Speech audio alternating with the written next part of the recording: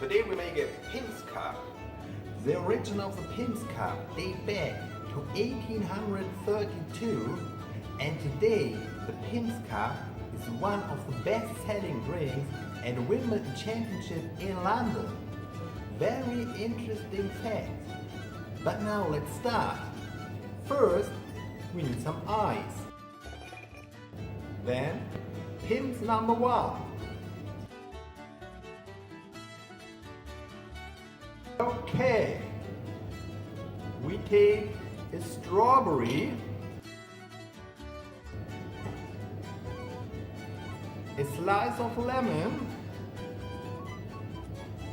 and 2 slices of cucumber. Then we fill the glass with ginger ale.